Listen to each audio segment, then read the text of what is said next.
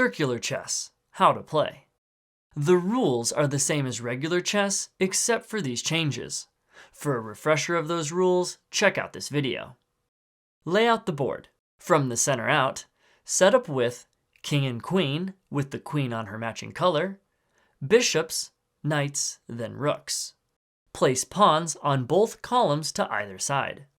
Directly opposite the board, mirror this setup for black. Pieces may not travel into or through the center circle of the board. Pawns move around the board towards their opponent, capturing at the corners while still progressing towards the enemy's major pieces. Pawns are promoted when they move to any of the enemy's rear rank starting positions. The en passant rule is allowed like normal. Diagonal movement travels through the opposite corner of the space the piece entered.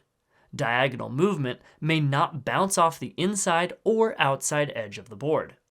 Horizontal and vertical movement continues through the opposite lateral edge of the space the piece entered. Queens and rooks, if unobstructed, may move any number of spaces around a ring. However, you are not allowed to make a move that causes the piece to end on the same space where that move started. You are not allowed to castle. Knights move the same way as they do in normal chess. The first player to checkmate their opponent wins.